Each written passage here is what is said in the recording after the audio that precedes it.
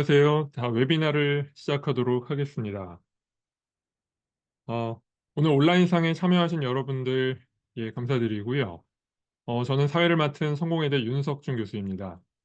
어, 이번 브라운백 웨비나를 기획 주관하고 있는 지속가능성 연구실의 연구 책임자이기도 하고요. 총 4부로 기획돼서 이번에 제 3부를 진행하고 있는 이 브라운백 웨비나 시리즈는 저희 S랩에서 기획 및 주관을 하고 서강대학교 사회과학연구소, 서울대 통일평화연구원, 그리고 성공회대 동아시아연구소가 공동 주최하는 행사입니다. 더 넓은 학술 네트워크 속에서 의제와 고민을 함께 나누기로 하신 세대학의 연구소 및 연구진들에게 다시 한번 감사의 말씀을 드리고요. 그리고 점심시간대임에도 불구하고 많은 관심을 보여주시고 이렇게 참여해주신 청중분들께도 감사의 말씀을 드립니다.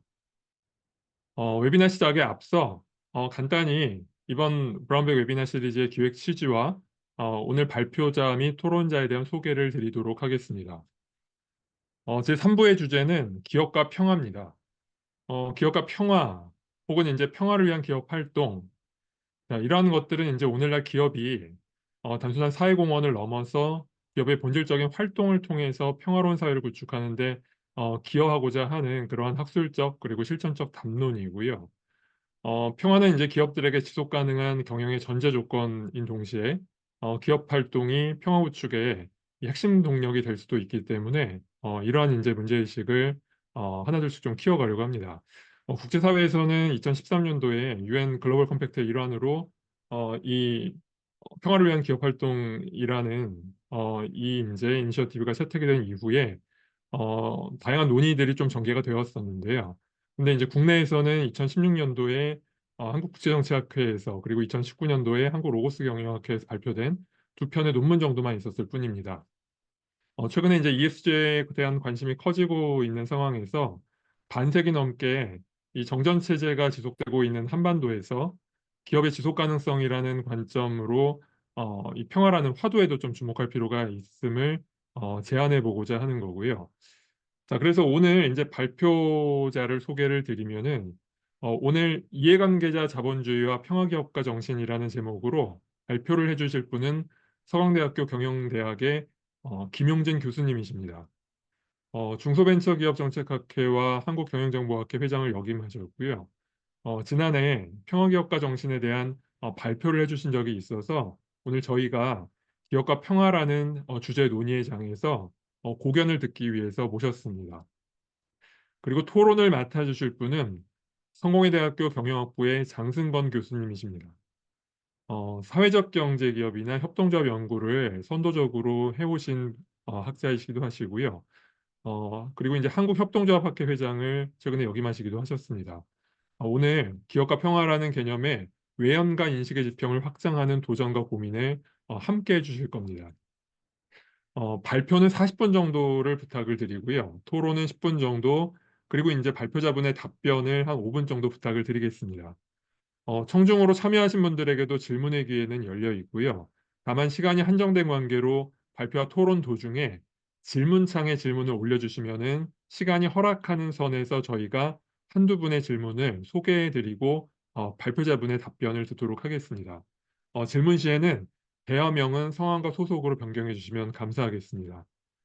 자, 그러면은 발표자분께 마이크를 넘겨드리도록 하겠습니다. 감사합니다. 네, 반갑습니다. 임 교수님, 아니 이 좋은 기회에 참여하자기 초청해 주셔서 감사드리고요.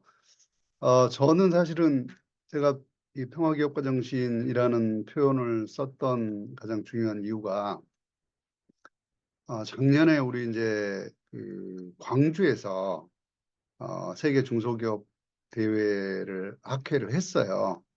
그래서 이제 광주에서 하면서 광주를 세상에 알리는 방법, 우리 한강 작가가 뭐 이제 엄청나게 큰 일을 했지만, 저도 뭐 그런 관점에서 무엇인가 광주가 단지 민주화 항쟁의 어떤 중심지 또는 민주주의의 성지 뭐 이런 개념보다는 세계 평화에 더 기여할 수 있는 어떤 정신적 모티브가 됐으면 좋겠다라는 차원에서 제가 평화 기업가 정신이라는 것을 제안을 했었고요.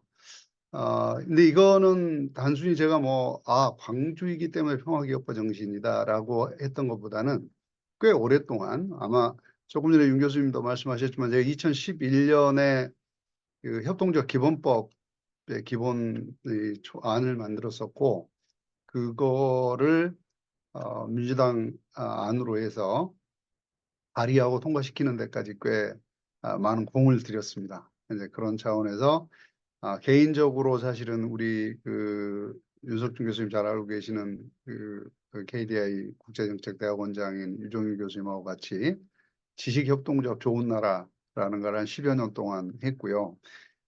교수들을 모아서 협동조합 한다는 게 얼마나 어리석은 일인가를 절실하게 깨달았습니다. 네, 그런 그 다양한 어떤 노력들이 여기에 좀 녹아 있다라고 보시면 될 것 같습니다. 그리고 사실은 제가 그 요거 말고 별도로 하고 있는 일이 지금 동반성장위원회 동반성장위원이기도 하고 그 전에 이제 동반성장 평가 그리고 동반성장에 관련된 다양한 프로젝트들을 하면서 이게 생태계라는 거 어떻게 만들어져야 하는가 특히 이제 기업 저는 뭐 경영학하는 사람이니까 기업 생태계라는 거 어떻게 만들어져야 되는가 하는 고민을 거의 한 10여 년 이상을 해오면서 녹여낸 아이디어다. 뭐 이 정도로 봐주시면 될 것 같고요. 그래서 제가 일단 화면 공유를 하고 시작을 하도록 하겠습니다.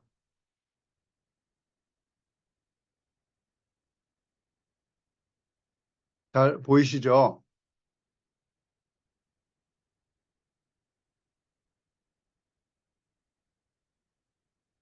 네. 잘 보이십니까? 네, 잘, 예. 아, 네. 제가 이거 발표 자료를, 한국말로 바꿀까 하다가, 예, 여기 조금 더 몇 가지 애드하고, 그래서 원래 제가 발표했던 자료 그대로 사용을 하는 걸로 결정을 해서, 이렇게 말씀드리니까 혹시 뭐 잘난 척하려고 영어로 했냐, 이런 건 아니고요. 원래 제가 학회에서 했던 발표 자료에다가 좀 더 추가하고, 뭐 아이디어들을 넣고 이렇게 해서 발표 드린다는 말씀 먼저 드립니다. 그래서 우리가 이제 이해관계자 자본주의라는 말이 사실 본격적으로 쓰기 시작하면서 이게 피스를 만들어내는 누군가가 기업가로서 역할을 하면 좋겠다라는 생각을 해서 패서프로너십이라고 제가 패서파이어 플러스 안트프로너 해갖고 패서프로너십이라고 바꿨습니다.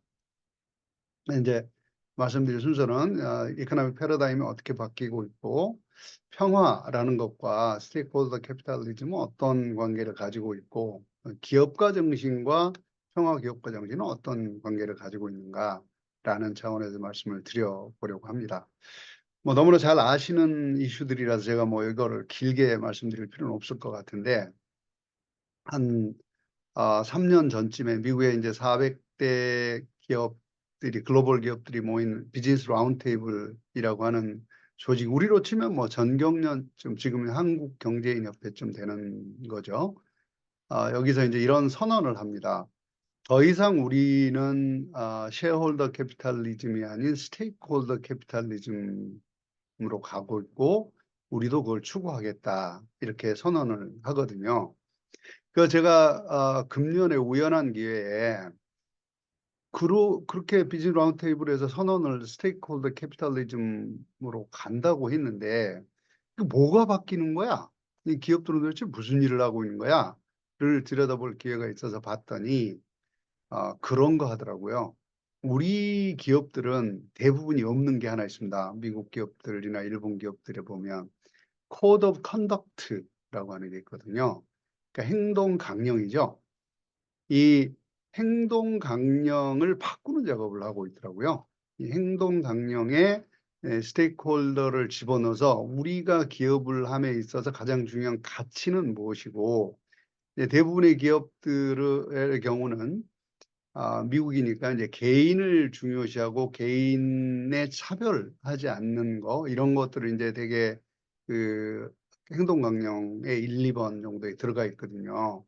근데 이제 거기다가 개인으로서 종업원과 고객 그리고 자기 파트너 이해관계자 그 위에 이해관계자들에 관련된 이야기들을 집어넣고 그거를 체계화하는 작업들을 지금 하고 있다. 이렇게 보시면 될 것 같고요. 그러니까 기본적으로 이제 뭐 요새 우리 사회에서 뭐 굉장히 말이 많았던 영풍과 고려연 이슈도 있습니다. 또는 뭐 SK 그 이노베이션과 SK ENS의 합병 문제, 두산 에너빌리티와 두산 로보틱스의 합병 문제, 이런 것들이 전부 다 우리는 이 쉐어홀더 캐피탈리즘도 안 가 있다라는 것을 보여주고 있는 대표적인 사례들인데요. 우리나라는 쉐어홀더 캐피탈리즘이란 대주주를 위한 캐피탈리즘 이렇게 인식이 돼 있고, 대주주의 이익을 위해서 소수주주 또는 소액주주의 이익을 침해하는 것이 너무나 당연한 이렇게 지금 돼 왔었고, 그러니 기업의 주인인 주주에 대해서도 이 정도로 대접을 하고 있으니 그 구성원들인 종업원이나 고객이나 다른 이해관계자들에 대해서는 어떻게 생각했을까? 이건 금방 알 수 있는 거잖아요. 근데 어쨌거나 사실은 이제 쉐어홀더 캐피탈리즘에서 스테이크홀더 캐피탈리즘으로 우리가 이행한다라는 발표가 있으면서 가장 핫하게 떠올랐던 키워드가 ES입니다. 이제 뭐 뒤에서도 말씀드리겠지만 여러분 ESG라는 단어가 왜 갑자기 떠올랐을까요? 기업들이 갑자기 정신을 차렸을까요? 아니면 뭔가 규제가 막 강화됐을까요? 사실은 그건 아니고요. 여기서 중요한 거는 돈이 움직였다는 겁니다. 사실 ESG 2018년에 그 뜨거웠던 ESG 흐름을 주도했던 게 블랙락의 레리 핑크라고 하는 전 세계에서 가장 큰 투자 회사죠. 이 투자 회사의 회장이 앞으로 우리는 ESG를 하지 않는 기업에 투자하지 않겠다라고 선언을 하면서부터 지금 이게 자본시장이 급격하게 그쪽으로 이동을 했고 핫하게 됐습니다. 근데 최근에 약간 좀 흐름이 좀 이상해졌죠? 여러분들이 뭐 너무 잘 아시겠지만 트럼프가 당선이 되면서 우리는 파리 협정에도 빠지고 IRA 법도 뭐 수정을 하고 거기 IRA 법의 핵심이 친환경 기술 개발과 보조금 지급이거든요. 근데 이 부분 다 없애겠다라고 지금 얘기를 하고 있고, 근데 그런 흐름에다가 미국 그 자산으로 보면 ESG 자산으로 보면 미국이 한 이 9조 달러 정도가 빠졌어요. 대신 유럽은 한 11조 달러가 늘어서 그나마 평형을 유지를 하고 있는 상황이다. 뭐 이렇게 보시면 됩니다. 근데 어쨌거나 이 흐름은 계속 갈 거라고 보이고 이게 ESG라고 하는 흐름을 계속 끌고 갈 거다라는 거는 뭐 너무나 당연한 얘기고, 특히 이제 유럽을 중심으로 해서 벌써 이제 어, 공급망 실사법의 디렉티브들이 다 모든 국가들에 지금 적용이 되기 시작을 했고, 그다음에 탄소 국경 조정 제도가 실제로 지금 2026년 실행이 되고, 자산 2조 원 이상 기업이 공시를 해야 되는 게 2026년부터입니다. 그래서 이게 급격하게 진행이 되고 있다라는 거를 말씀을 드려야 될 것 같고요. 그다음에 지난 한 30년간 주로 흘러왔던 경제의 패러다임 변화는 기존에는 무엇인가를 만들고 무엇인가를 소유하는 데 초점을 두는 경제였다면, 이제는 그게 아니고 고객들이 무엇인가 만들어졌거나 기업들이 제공하는 걸 가지고 자기의 문제를 해결하는 데 좀 더 초점을 두기 시작했다. 그래서 기업들이 고객들이 야, 내가 지금 필요한 게 이런 거야. 지금 여기서 나 이런 형태로 내 문제를 풀고 싶어.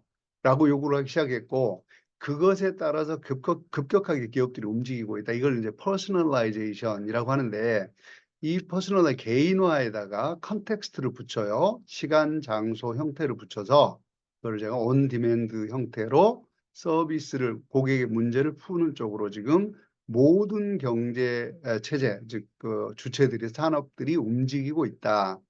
이렇게 볼 수 있겠고요. 근데 이제 그렇게 하다 보니까 어떤 이슈가 있냐면, 여러분 이제 예컨대 내가 물건을 하나 만드는데 또는 서비스를 하나 제공하는데 개인별로 다 맞춰서 제공을 한다. 이게 기업 입장에서는 불가능하거든요. 어렵습니다. 왜냐하면 사실은 모든 개인의 개별 고객의 문제를 다 풀어주고 개별 기업의 문제를 풀어주고 개별 시티즌, 정부 입장에서는 개별 시티즌의 문제를 다 풀어준다면 그 사회는 가장 행복해지겠죠. 문제가 없겠죠. 그런데 그렇게 할 수가 없죠. 왜냐하면 그렇게 하려면 예를 들면 공장에서 내가 1,000명이 다 다른 물건을 요구를 했는데 그 1,000개를 다르게 만들려면 프로세스를 다 바꿔야 되거든요. 이게 사실은 프로세스를 바꾼다는 얘기는 생산 원가가 기하급수로 증가한다기 때문에 불가능합니다. 그래서 사실은 이 디지털 테크놀로지라고 하는 게 이제 그런 데 쓰이는 거거든요. 유연성을 높여주는데 쓰는 기술입니다. 그래서 이걸 이제 우리 경영학에서는 value cost dilemma 또는 가치 원가 딜레마라고 합니다. 모든 개별 고객들의 문제를 풀어주고 싶으나 풀어줄 수가 없다. 이게 이제 가치 원가 딜레마고요. 원가가 비싸지기 때문에 그거를 해결하는 거를 디지털 트랜스포메이션이라고 얘기를 합니다. 결국 이런 이 ESG도 굉장히 코스트가 많이 들어가는 거예요. 그리고 개인화된 서비스를 제공하는 또 굉장히 많이 돈이 들어가는 겁니다. 그래서 이 아날로그에서 디지털로 전환을 하면서 유연성을 높여주기 위한 시도들이 우리 경제 패러다임의 가장 중요한 변화들이라고 제가 말씀을 드릴 수가 있을 것 같고요. 그래서 이제 스테이크홀더 캐피탈리즘이라는 게 뭐냐, 이런 거 이제 정의를 한번 보면 월드 이코노믹 포럼에서 사실 이거 그 라운드 테이블 주장한 다음에 월드 이코노믹 포럼에서 이제 화두가 됐잖아요. 그래서 사실은 이런 겁니다. 모든 스테이크홀더와 사회라고 하는 것의 필요를 고려해서 우리가 장기적으로 밸류를 크리에이션하는 거를 추구하는 것, 이것을 우리가 스테이크홀더 캐피탈리즘이라고 하고, 그럼 쉐어홀더 캐피탈리즘이라는 거는 스테이크홀더도 아니죠. 그냥 주주의 이익을 극대화하기 위해서 모든 비즈니스의 가치 창출에 초점을 맞추는 거, 그거를 이제 쉐어홀더 캐피탈리즘이라고 합니다. 그러니까 스테이크홀더 캐피탈리즘이 들어가는 순간 기업들은 복잡해져요. 굉장히 고려할 요소들이 많아지고 어려워집니다. 특히 이제 society at large, 네, 저기 대략 이제 소사이어티라고 하는 것들을 고려를 하다 보면 이게 되게 코스트가 많이 들어가는 구조가 발생을 하거든요. 그래서 이제 요렇게 정의를 할 때 그럼 어떻게 해야 되는 거냐라고 하는 게 이제 맥킨지 앤 컴퍼니에서 이런 얘기를 합니다. 첫째, 당신의 이해관계자가 누군지요 이해를 해라.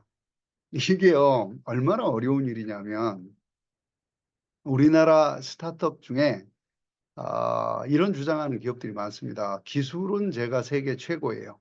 이렇게 주장하는 기업들이 많아요. 근데 그 기업들이 대부분 다 망한단 말이죠.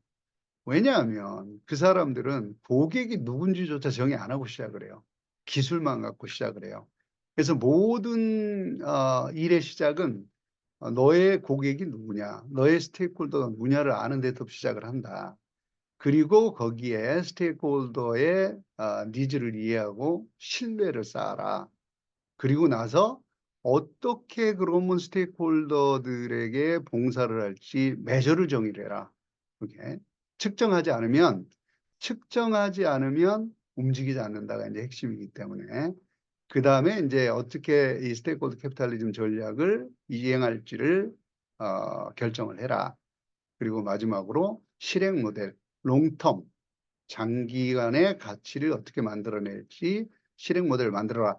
이렇게 얘기를 했어요. 말은 쉽죠. 거의 불가능합니다. 사실 이게 모든 기업들이 하기에. 자, 그런데 어쨌거나 지금 아까 말씀드린 대로 이제 이 스테이크홀더 캐피탈리즘이 화두가 되면서 ESG에 관련된 투자들이 이제 급격하게 증가했는데 기존에는요, 여러분도 뭐 잘 알고 계실 겁니다. 소셜 이노베이션, 뭐 사회적 기업보다 조금 더 규모가 큰 게 소셜 이노베이션이죠. 그래서 소셜 이노베이션이라는 걸 통해서 파지티브한 형태의 투자들이 일어납니다. 그래서 임팩트 인베스트먼트라는 게 있었고, 서스테이너블, 팀 인베스트먼트, 지속 가능 테마 투자, 이런 것들이 있어 왔습니다. 그러다가 급격하게 요 ESG가 화두가 되면서 이제 네거티브 스크리닝이라고 하는 거. 그러니까 노동에서 문제가 생기거나 환경에 문제가 생기는 기업은 투자 안 해. 라고 하는 이 네거티브 스크리닝. 그리고 우리가 투자를 할 때는 항상 ESG를 고려할 거야라고 하는 ESG 통합 전략 이런 것들이 가장 그 투자의 규모를 키운 그러다 보니까 이제 기업들도 우리도 ESG 하고 있어요. 우리 나쁜 거 배출 안 해요. 나쁜 짓 안 합니다. 이렇게 이제 보고를 하기 시작을 한 겁니다.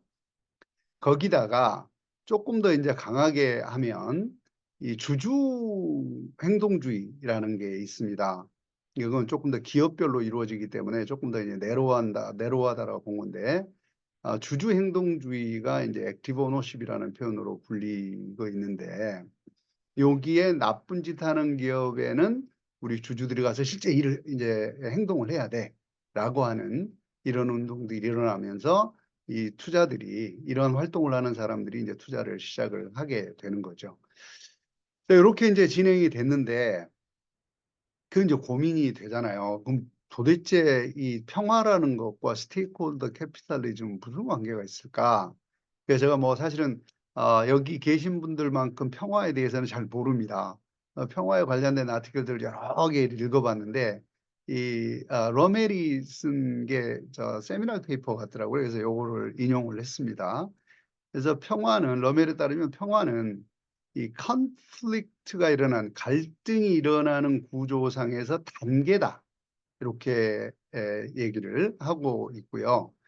또는 그게 아니고 프로세스로 보자. 어떤 다이내믹 소셜 프로세스 중에 하나의 파트다. 그러니까 평화는 영속적인 게 아니라는 거죠.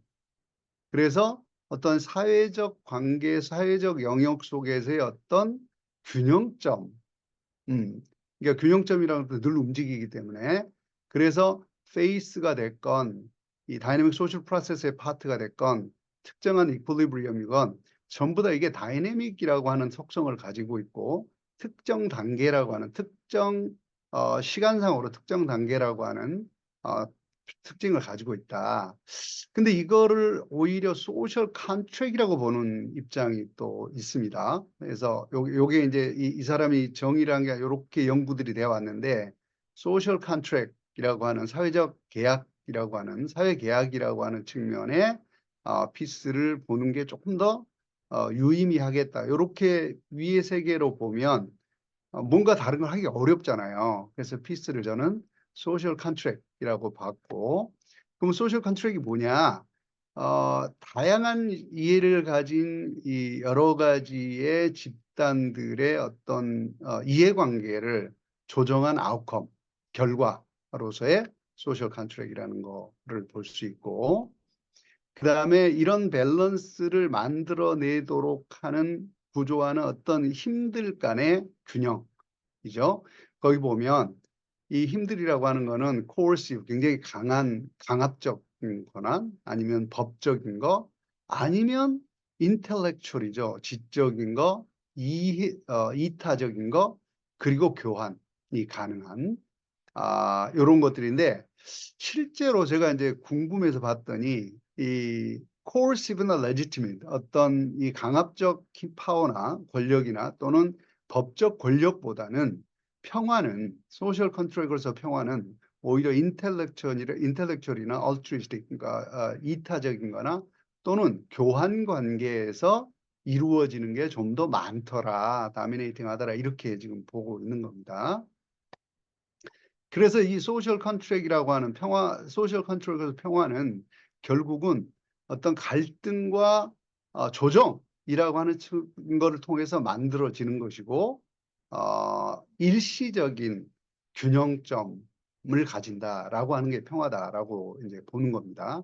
그래서 이걸 이제 그림으로 표현을 해보면 결국 이 갈등이라고 하는 거는 누군가가 힘을 가지고 있고 그 힘에 비례한 어떤 것들을 기대를 하는데 그 파워와 기대가 불일치하는 거죠. 예를 들면 미국이 이 한국한테 야 너네 말이야 우리 우리가 국방비를 너를 보호해주고 있으니 너 보호비 내. 그랬더니 한국은 우리가 비록 약하지만 그거 아니고 네가 뭐 우리 세계의 경찰을 국가라서 우리 당연히 보호해야 되는 거 아니야? 이렇게 얘기를 하면 갈등이 생긴다는 거죠. 그래서 그게 이 컨플릭이 만들어지고 컨플릭이 만들어졌을 때 이게 리졸브 되는 이게 해결이 되는 상태가 아까 이제 피스라고 했습니다. 갈등이 어떤 해소되는 상태가 피스라고 보면 그거는 두 가지 루트를 간다는 거죠. 하나는 액티브 사이클이 있습니다.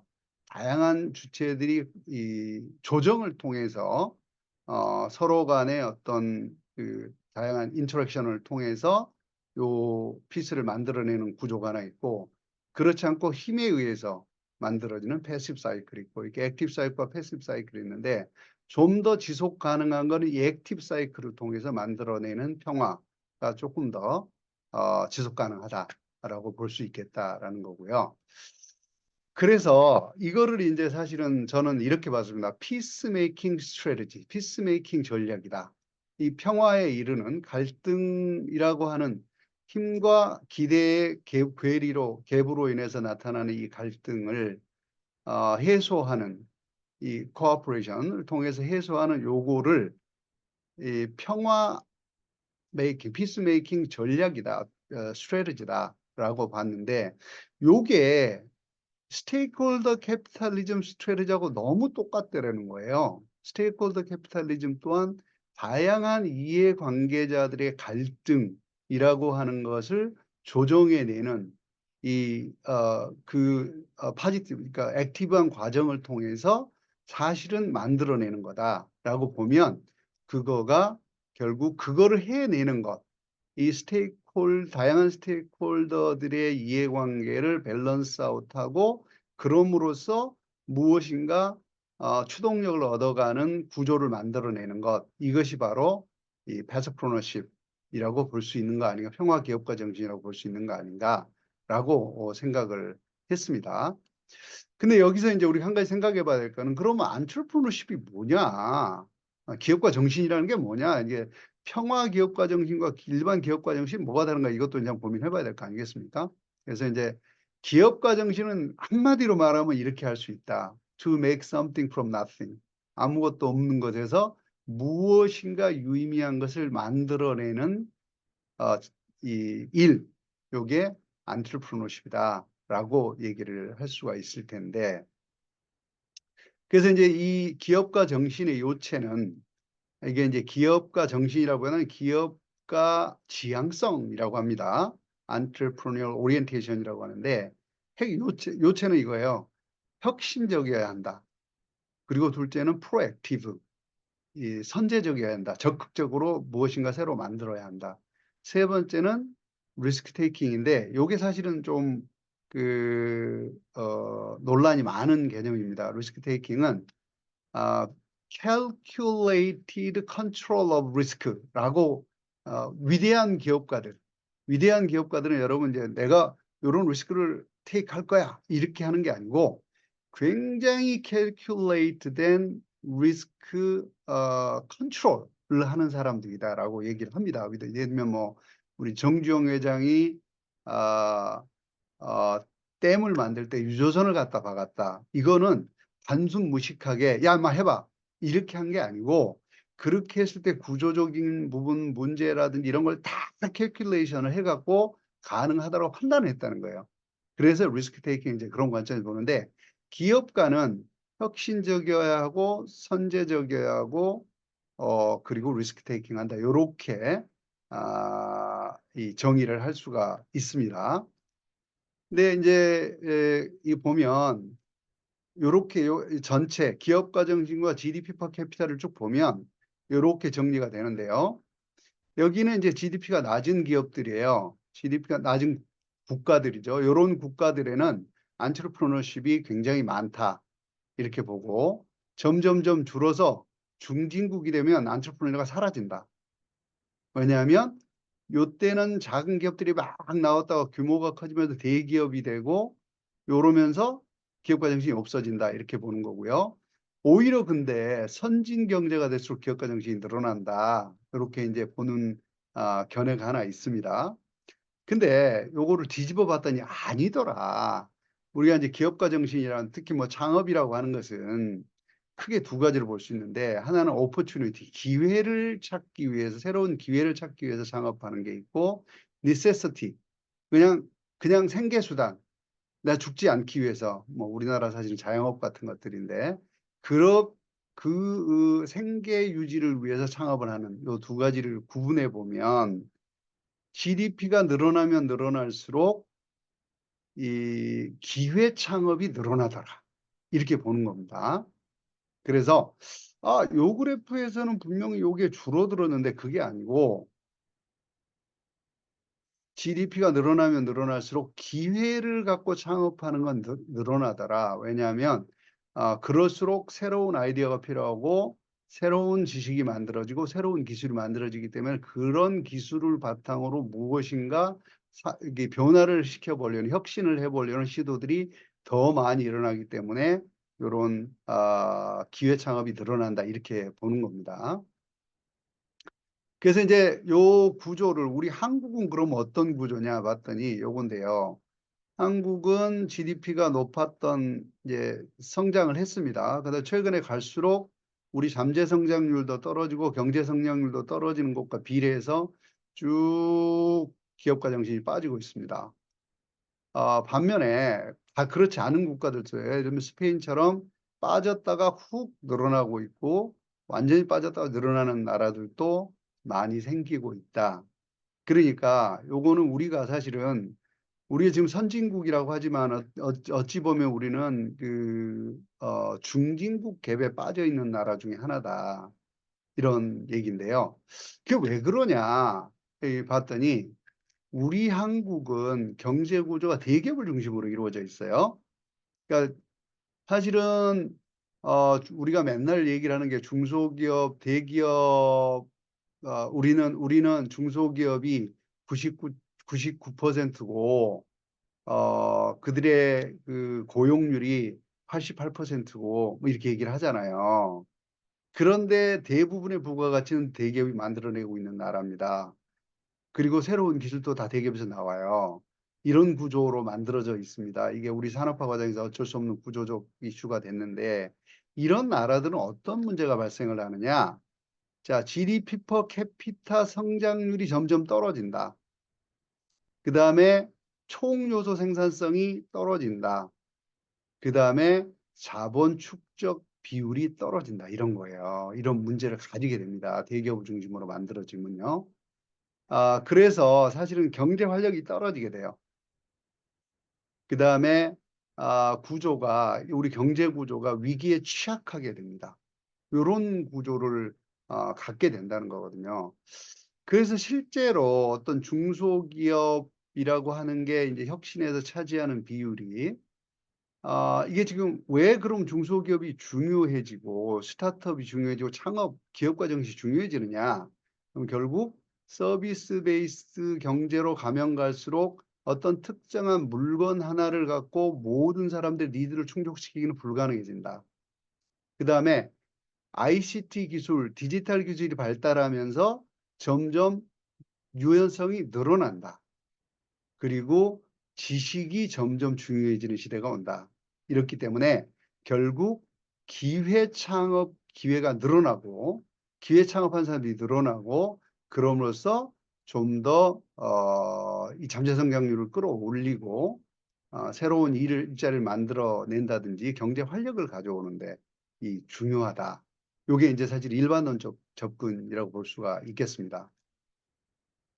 그래서 지금을 우리가 기업가 정신 시대라고 하는데 여러분들이 아마 이 기업가 정신을 찾아보면 굉장히 다양한 거 나올 거예요. 엑스 안트프로너 모든 게 기업가 정신 설명이 되는데 제가 얘기하는 퍼스프로너십도 마찬가지고 제가 또 이제 논문을 몇 개 많이 썼던 이제 디지털 안트프로너십도 마찬가지고요. 또 다른 논문을 썼던 사람 중심 기업가 정신이나 것도 마찬가지입니다. 결국 이런 이제 왜냐하면 구조적인 한계를 돌파를 하는 것은 기업가 정신밖에 없다라고 볼 수 있는 것이고요. 더군다나 지금 우리 사회에는 소셜 밸류, 뭐 회사의 성장에 있어서 소셜 밸류가 굉장히 중요해졌고 MZ 세대를 중심으로 해서 자율성과 창의성을 굉장히 중요하게 생각하는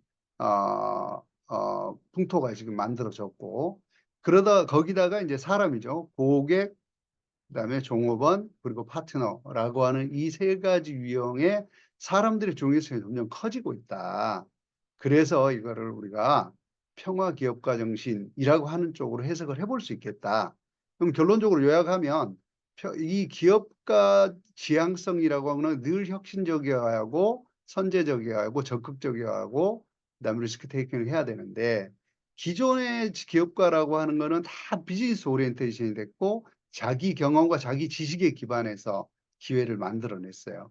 하지만 이 평화 기업가 정신이라는 건 좀 더 사회를 중심으로 보잖아요. 사회적 문제를 보고 환경적 문제를 보고 거기서 기회를 찾고 나 혼자 하는 게 아니고 다른 다양한 사람들과의 경험의 공유, 그 다양한 사람들과의 지식의 공유를 통해서 기회를 찾아내고 자원 또한 과거에는 내가 가지고 있는 거, 우리 가족이 가지고 있는 거, 친구가 가지고 있는 거, 그리고 친척들이 가지고 있는 자원에 기반해서 창업을 했다면 그게 아니고 우리 지역이 가진, 우리 커뮤니티가 가진 그런 리소스를 좀 더 활용을 하고 그 리소스들의 네트워크, 글로벌한 네트워크를 활용을 해서 비즈니스를 하는 이런 구조가 사실은 퍼스프로노가 평화기업가가 추구해야 되는, 창업해야 되는 방식이다라고 얘기할 수 있겠다는 거죠. 이걸 이론적으로 조금만 더 보면 기본적으로 요런 아까 entrepreneurial orientation, 기업가 지향성이라는 거는 어떻게 보면 우리의 어떤 사고의 구조를 만들어내는 메타 스트럭처링 액션이라고 볼 수 있겠고 어떤 구조가 만들어져야 합니다. 이거를 실행할 수 있는 어떤 구조가 만들어져야 하고 요건 이제 제 연구 결과를 바탕으로 만든 건데요. 그래서 요거는 entrenched institutional structure라고 그럽니다. 내재된 어떤 그 구조적 해석이라고 하는 규범적 구조라고 하는 것들이 만들어져야 되고 그것이 결과를 만들어낼 것이다 라고 하는 건데요.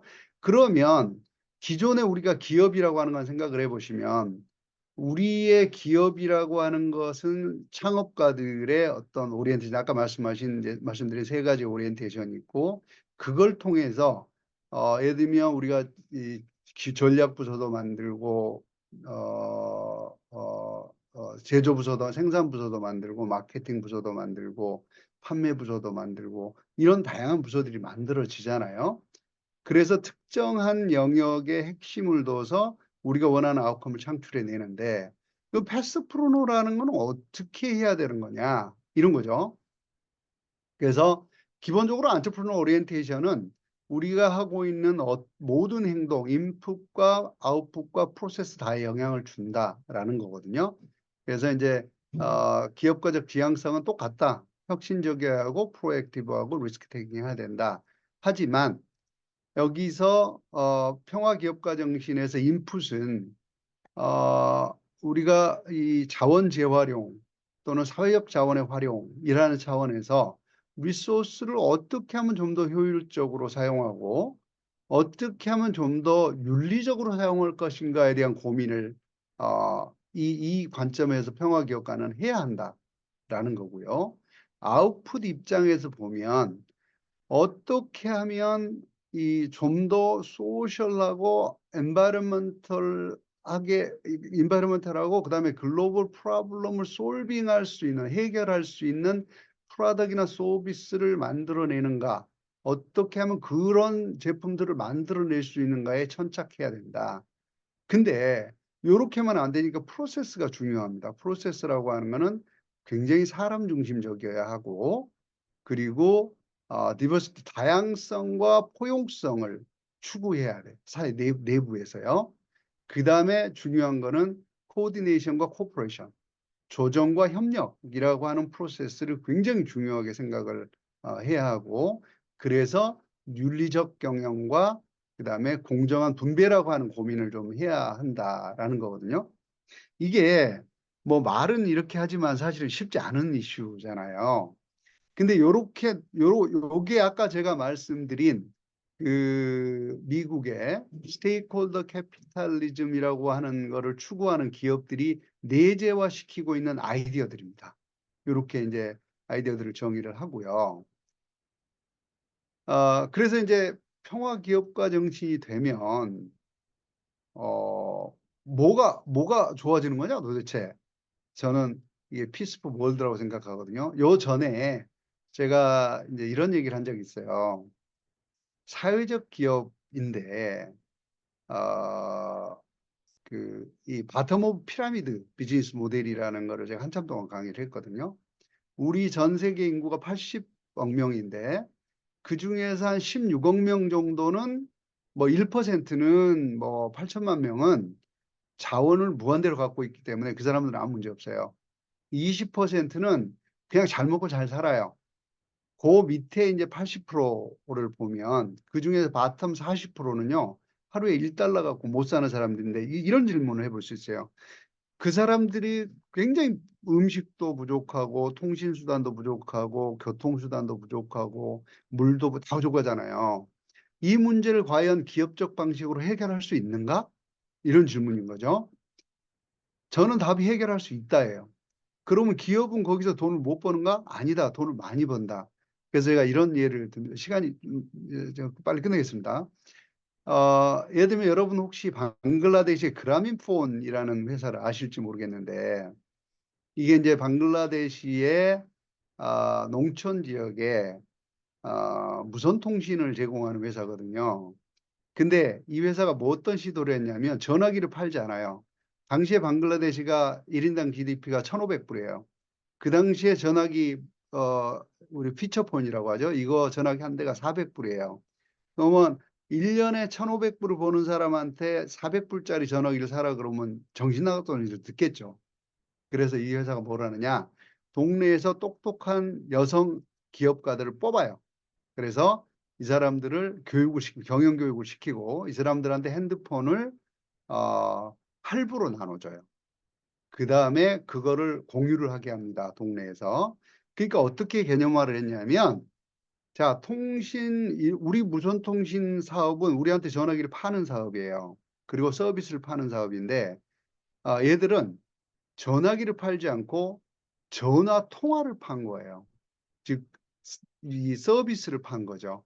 이렇게 해서 이 회사의 지금 매출액이 이제 꽤 커졌습니다만 그 당시에만 해도 2006년에 매출액이 6억 불이었고 이익은 얼마나 됐느냐? 3억 불이었어요. 그래서 제가 이 예를 얘기했더니 사람들이 그런 얘기를 하더라고요. 아니, 교수님, 어떻게 사회적 기업이 돈을 그렇게 많이 벌 수 있습니까? 영업이익률이 50%라니요. 말이 되는 소리입니까? 그래서 제가 그런 얘기를 했습니다. 아니, 왜 사회적 기업은 돈을 못 벌어야 합니까?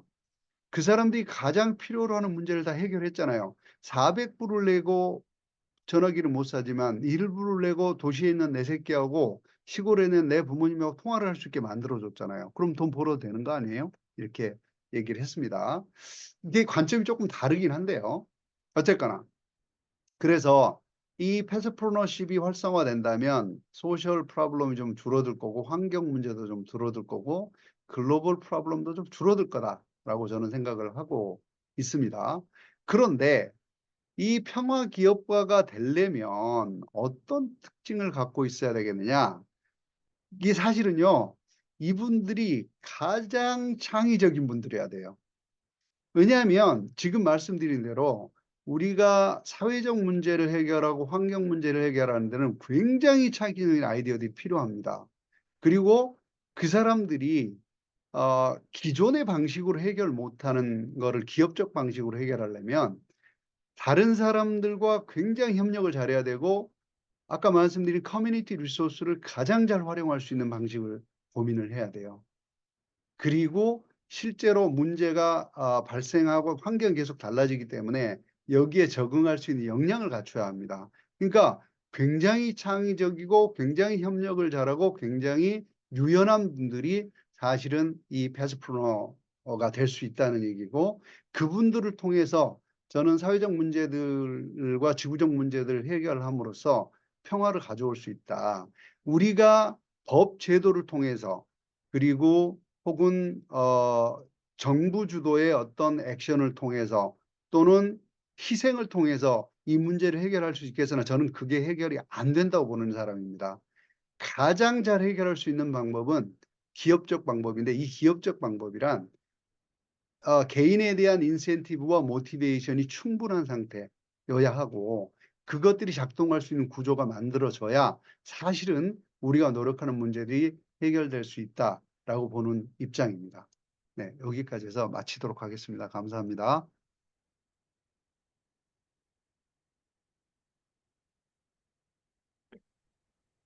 예, 발표 감사드립니다. 예. 이 웨비나 3부가 이제 평화라는 화두에 대해서 이 경영학과 정치학이 함께 고민할 수 있는 지점을 좀 찾아보고자 하는 것인데요. 뭐 저희 정치학의 언어로 말씀을 드리면 이제 국제정치학에서는 구조와 행위자의 대립항을 이제 상정해 두고서 여러 가지 사고를 하는 경우가 있는데요. 앞서 이제 첫 번째 강의에서 박영순 교수님께서 상대적으로 구조에 대해서 강조를 해주셨다라면은 김용진 교수님께서는 행위자 측면을 강조해 주신 것 같아가지고 상당히 인상 깊게 들었고요. 여러 말씀 나누고 싶지만 저는 다음 기회를 기약을 하고 그럼 마이크를 토론자이신 장승원 교수님께 드리도록 하겠습니다. 예, 제가 제 파일을 또 하나 공유를 하고 시작을 하겠습니다. 예, 보이시나요? 네, 잘 보입니다. 네, 저한테 10분 주어졌었고, 제가 뭘 할지 이런저런 고민을 어저께 밤까지도 했고, 또 들으면서도 좀 했는데요. 한 두 가지 측면에서 말씀을 드리면 좋겠습니다. 오늘 김용진 교수님이 발표해 주신 여러 내용들 중에 이론적인 내용이 전반부에 있었다면, 뒤에 후반부는 훨씬 더 실무로 연결이 되는 실제 현장의 문제들을 풀어내는데 연결고리가 있는 그런 발표였다고 이해했습니다. 그래서 저는 두 번째 얘기, 실천적인 얘기를 먼저 좀 하고, 그 다음에 제가 생각하는 이론적인 뭐 얘기, 생각들을 짧게 정리를 해보도록 하겠습니다. 어, 제 배경도 짧게 말씀을 드리면요. 저는 경영학을 조직, 조직 이론, 뭐 전략 이런 거를 공부를 했지만은 실제 지금 뭐 많이 하고 있는 거는 사회적 경제 조직이나 특히 협동조합 경영에 관련된 걸 하고요. 오늘 바로 이어서 말씀드릴 내용 중에 국제개발협력 일도 있습니다. 그래서 연결시켜서 설명을 좀 해보겠습니다. 기업과 평화가 제일 중요한 오늘의 발표 주제인데 그 부분 먼저 잠깐 짧게 언급을 하고요. 그 다음에 이해관계자 자본주의, 기업과 시민 이렇게 제 생각 짧게 정리를 해서 토론하겠습니다. 기업이 평화에 어떻게 기여하는가에 대해서 김 교수님이 마지막에 아주 구체적인 사례까지 들어서 설명을 잘 해주셨다고 저 생각하고 대부분 다 동의합니다. 그리고 그걸 이제 좀 더 구체적으로 제가 좀 제 언어로 표현을 하면은 평화와 개발의 관계를 어, 기업하고 연결시켜서 생각해 봐야 되는 것 아닌가 하는 겁니다. 그러니까 뭐 평화에 대해서 저는 뭐 이론적인 혹은 아주 추상적인 접근을 할 능력이나 생각은 없고요. 그거보다는 그냥 우리 보통 생각할 수 있는 분쟁 지역에서 내전이 있었거나 지금도 갈등이 있는 어, 지역들에서 그러니까 뭐 우리 팔레스타인이라고 하든 아프가니스탄이라고 하든 이런 지역에서 어, 기업은 어떤 역할을 할 수 있을까 이런 생각을 했고 그건 정확하게 한국 전쟁 이후 대한민국에서 한국 기업의 역할하고도 연결이 될 거라고 저 생각합니다. 어, 개발을 통해서 평화를 촉진, 유지할 수 있다. 이 명제는 뭐 어떻게 보면 상식적인 명제일 수도 있고 또 검증을 해보면 그렇다 아니다 여러 가지 의견이 나올 수 있지만 저는 그냥 상식적인 명제, 제 경험에 바탕한 명제로 출발을 했습니다. 개발을 통해서 평화는 유지될 수 있을 것이다. 먹고 살 수 있는 것들, 아까 하루 1달러로 먹고 살 수 있는 사람들이 하루 10달러 벌이를 할 수 있다면 그런 개발이 가능하다면 평화가 조금 더 지속 안정성 있지 않을까라는 아주 상식적인 얘기입니다. 물론 뭐 먹을 게 많이 생기면 또 다른 갈등이 생긴다라는 그런 복잡한 얘기는 잠깐 접어두고요. 이거는 아주 최빈층의 상황을 말씀드리는 겁니다. 그래서 개발 협력, 국제 개발 협력, 뭐 우리나라의 경우 이제 ODA라고 많은 사람들이 알고 있고 하는 공적 개발 원조들을 통해서 하고 있습니다만 현재 ODA 사업도 변화가 있죠. 그 중에 하나는 더 많은 기업이 민간 영역에서 사적 영역에서 프라이빗 섹터에서 기업의 적극적인 참여를 통해서 생산과 고용을 통해서 개발이 더 원활하게 될 것이다. 전통적인 ODA 사업이라 하면 공공의 투자를 통해 가지고 공적 인프라, 뭐 도로, 방만, 교통수단 등, 그다음에 농촌개발, 의료, 보건 등등이 있는데 어느 정도 시간이 지나면서 이제 그것만 갖고 한계가 있다라는 것들을 많은 사람들이 생각하고 또 실제로 기업이 아까 그 브라민 사례처럼 방글라데시의 사례처럼 기업이 스스로 자신들의 필요와 욕구를 해결해 나가는 방식, 거기에 일부 돈이 파트너십으로 공적 자금이 들어가는 방식이 최근 더 많이 늘어나고 있는데 그런 것들이 훨씬 더 효과적인 방법이라고 생각할 수 있다. 이렇게 생각하면 당연히 평화 개발, 개발을 위한 기업의 역할 등이 강조돼야 될 점이 되지 않을까라는 생각을 해봅니다. 그거는 뭐 윤석준 교수께서 본인의 경험도 얘기를 하셨지만 한국 현대라는 대기업이 북한 남한의 그 평화 해소를 도모하는데 어떤 역할을 했는가 하는 거하고 무관하지 않다고 저는 생각합니다. 그리고 오늘 이제 핵심 발표가 창업가, 뭐 그냥 저는 창업가라고 번역을 했습니다. 창업가가 개발을 통한 평화에 어떤 도움을 줄 수 있는가. 그러니까 제1세기에 공여국, 돈을 주는 나라, 지원을 해주는 나라가 창업가를 보내서 하는 방법도 여럿 있습니다. 개발협력 사업가들, 이 창업가 역량을 갖고 있어야 된다. 그래서 그런 역할도 하고는 있는데, 사실 그보다 더 중요한 것은 아까 벵글라데시의 사례처럼 자국에서 키워진 창업가들이 자신들의 문제를 스스로 내외부의 도움과 함께 어떤 기업을 만들어서 그 기업의 사명, 사회적 가치, 경제적 가치, 기타 환경의 가치들을 생성하고 분배하는 그 사명을 충실히 다하게 했을 때 그것이 즉 개발을 통한 평화가 가능해질 수 있지 않는가 하는 거죠. 뭐 현재로 봐서는 잠정적으로 실패 사례라고 평가할 수 있는 개성 사례, 개성 공단 뭐 이런 경우들도 어, 새로운 가치 창출과 또 분배를 누가 어떻게 했는가, 할 건가, 했다고 평가할 수 있는가 이런 것들을 본다면 더 많은 얘기들을 할 수 있지 않을까 생각하고요.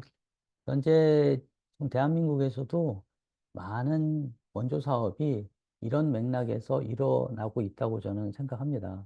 앞으로 더 커져야 된다고 생각하고요. 예. 아마 이제 마지막 이 질문이 이제 다음 연결고리인데요. 평화에 기여하는, 개발에 기여하는 것이 모든 창업기업가나 모든 기업이 다 똑같은 정도로 할 수 있겠는가?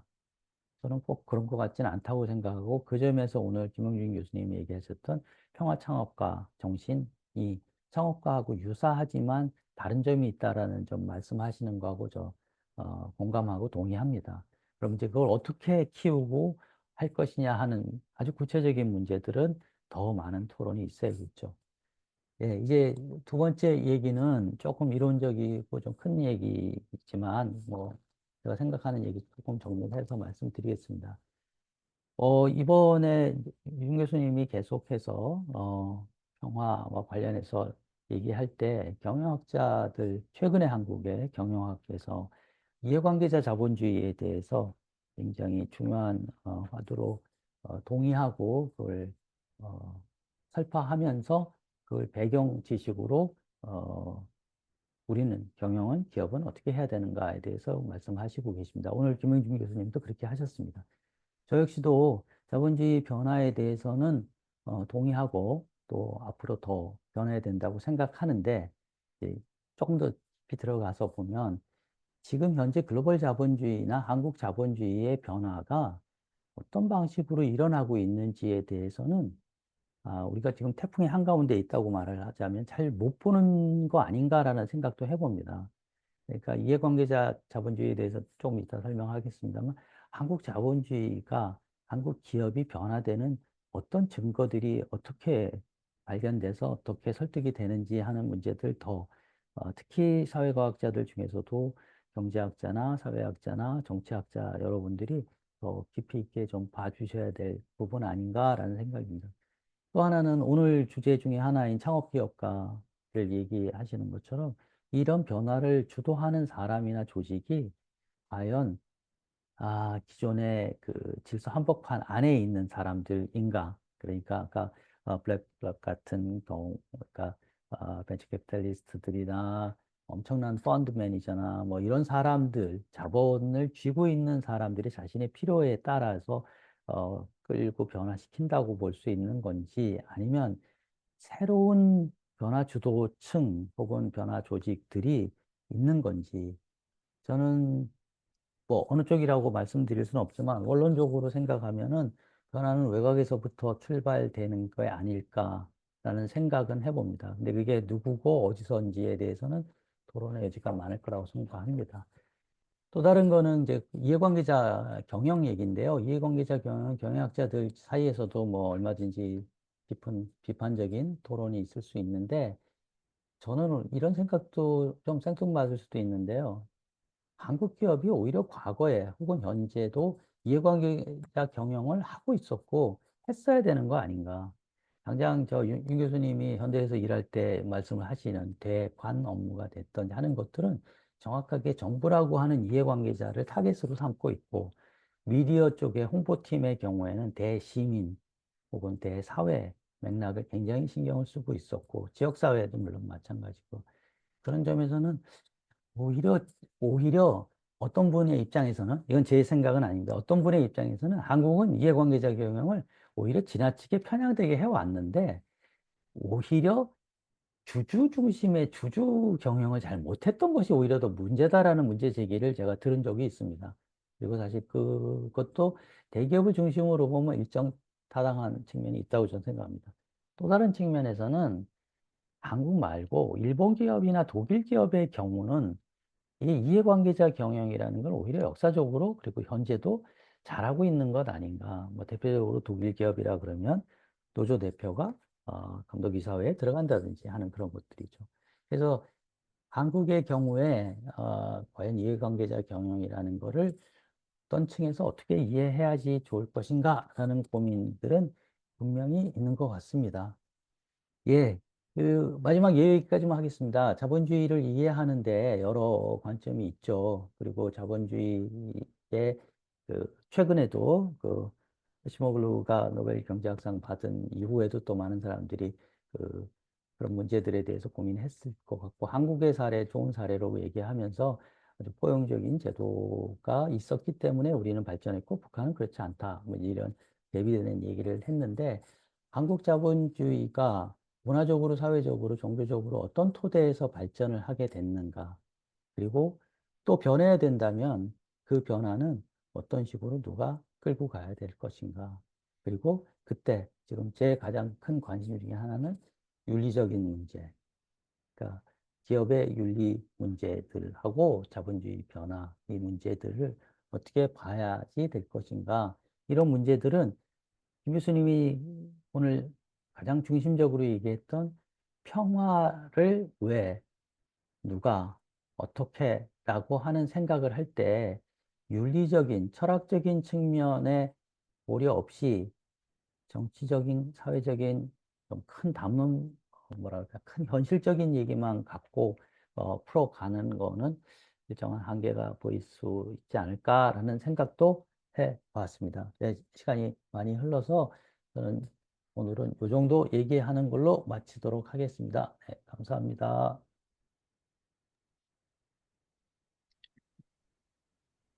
예, 장성광 교수님 토론 감사드립니다. 그러면은 발표자이신 이제 김용진 교수님께서 한 저기 5분 정도로 예, 이 지금 토론에 대한 예, 그 내용을 조금 말씀을 해주시면은 예, 좋겠습니다. 예, 마이크를 넘겨드리겠습니다. 네, 장 교수님 말씀 잘 들었습니다.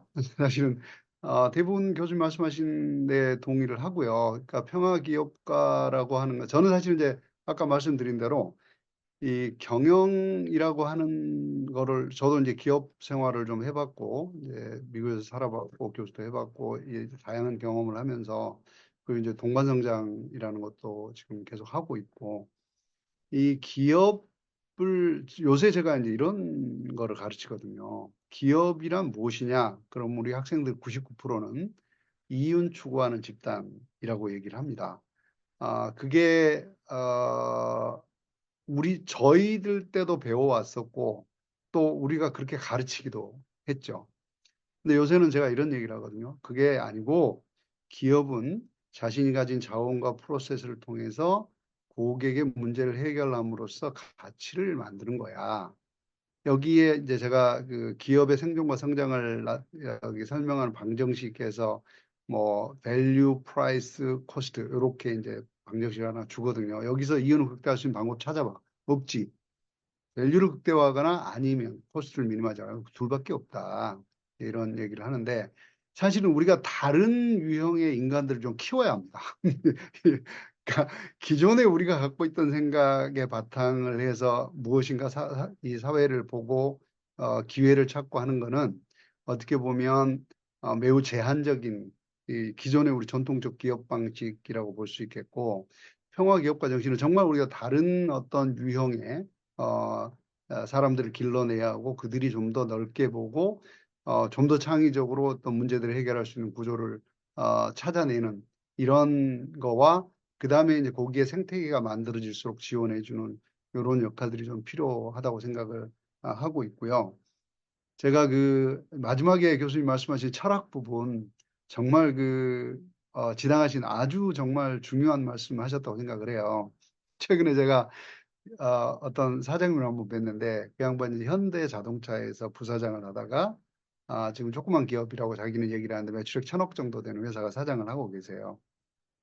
근데 그분이 그 회사를 갔더니 아무것도 없더라는 거예요. 뭐 이게 뭐 어떤 그 체계적으로 일을 하는 방식, 체계적으로 사업을 추진해가는 방식, 새로운 사업을 추진하는 방식, 사람 관련해서 아무것도 없어서 자기가 처음 시작한 게 이거였다는 겁니다. 시스템을 만들자. 이 시스템의 핵심은 비전과 미션이다.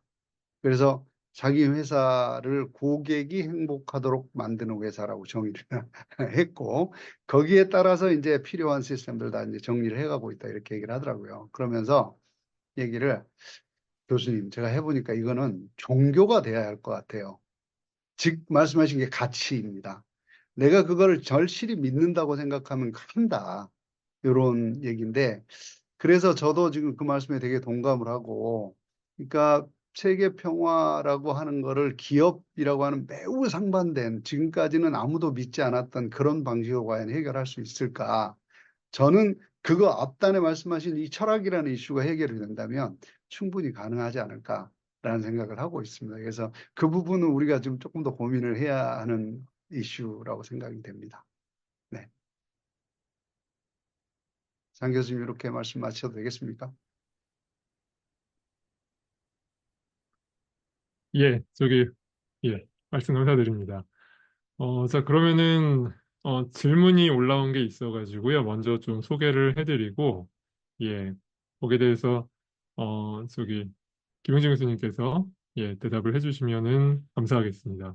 우선 예, 딜로이트 김범준님께서 올려주셨고요.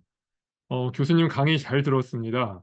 제 질문은, 기업의 평화에 기여하는 것이 현실적으로 대부분의 주식회사들의 경우에 주주의 이해관계에 반할 경우에 가능할지입니다. 결국 현실적으로 가장 중요한 결정 요인은 여전히 주주의 이해관계가 아닐까요? 이러한 평화기업가 정신의 실제 사례가 있으면 소개해 주시면 감사하겠습니다. 네, 질문입니다. 예.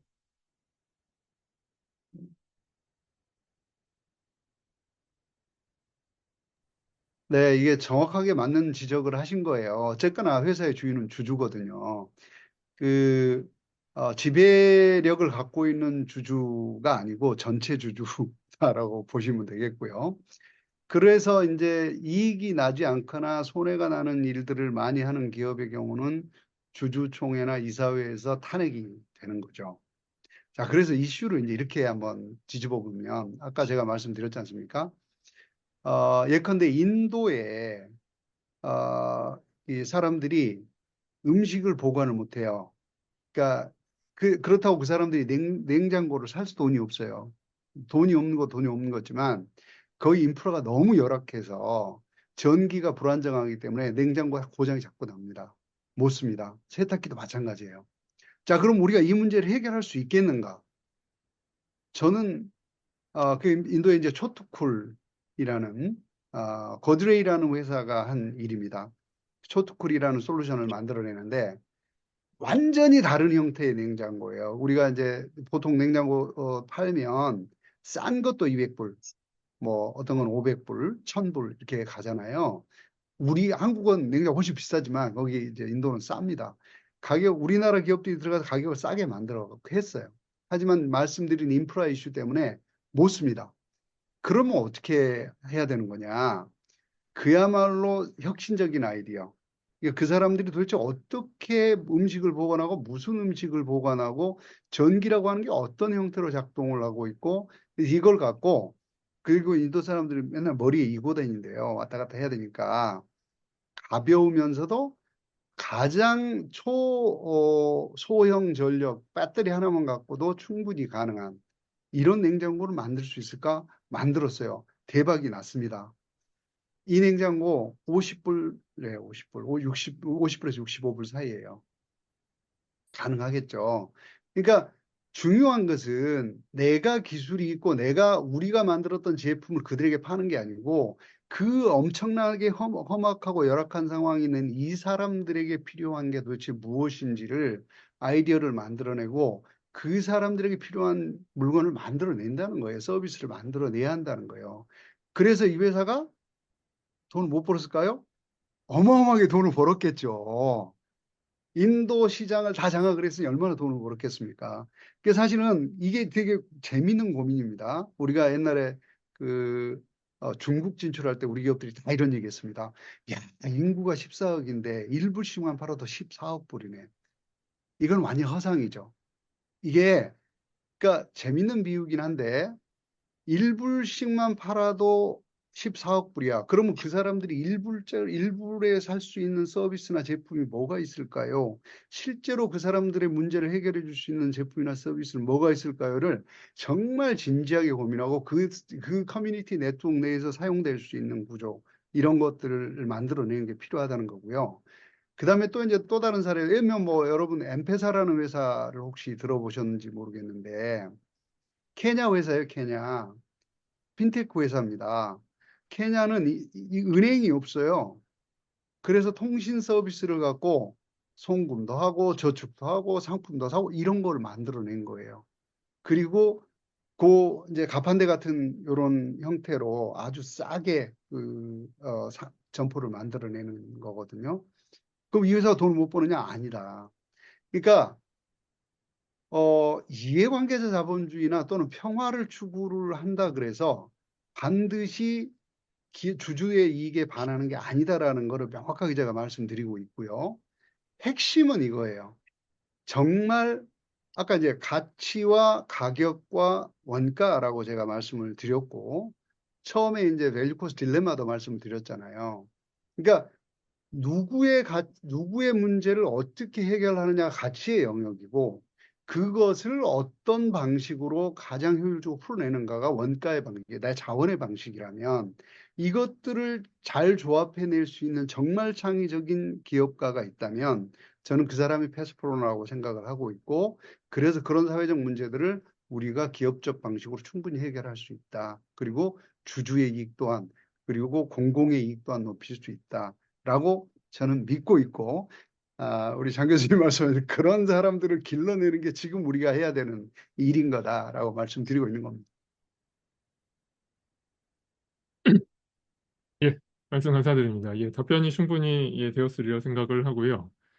예, 그럼 마지막으로 제가 이제 그 마무리하는 의미에서 잠깐 말씀을 드리면요. 이거 사실 이 지금 3부를 기획하는 과정에서 많은 분들이 굉장히 낯설어하셨습니다. 왜냐하면은 경영학에서 이제 평화를 이야기하시는 분들이 많지 않으시고요. 그리고서 또 정치학에서도 경영학과 평화를 이야기한다라는 것에 대해서 조금 뜻밖이라고 생각을 하셨고요. 게다가 이제 우리 저기 세 번째 강의에서는 또 이제 어, 변호사께서 나오시는 거죠.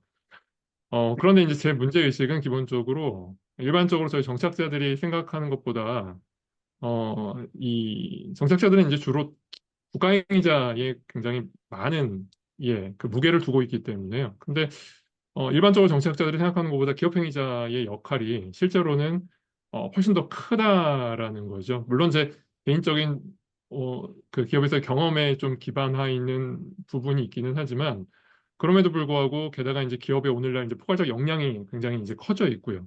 그래서 기업의 역할에 대해서 조금 더 저희 정책자들이 같이 고민을 해볼 필요가 있지 않을까라는 생각을 했고 특히나 이제 이 평화라는 주제와 관련을 해서 지금 이제 교수님들께서 연구하시는 이제 그런 부분들이 역시 이제 평화를 고민하는 정치학자들과 무언가 이렇게 맞게 그래서 기존에 해결하지 못했던 여러 가지 문제의식들을 좀 이렇게 돌파해낼 수 있는 그런 부분들이 있지 않을까라는 차원에서 이렇게 기획을 했고요. 관련해서 굉장히 많은 말씀들을 더 나눌 수 있을 거라고 생각을 하고 그런 기회들이 이어지는 출발의 장으로 이번 웨비나를 그렇게 좀 만들었으면 합니다. 어, 오늘 저기 점심시간에 이렇게 소중한 시간을 내어주신 발표하신 교수님, 그다음에 토론하신 교수님, 그리고 이 소중한 점심시간을 함께하신 청중 여러분들께 감사의 말씀드리고요. 그러면 저희는 이제 다다음 주 수요일 날 세 번째 웨비나를 갖고요. 기업과 평화에 대한 문제의식들을 계속 이어가도록 하겠습니다. 자, 오늘 참여해주신 모든 분들께 감사드립니다. 그럼 오늘 웨비나를 마치도록 하겠습니다. 감사합니다.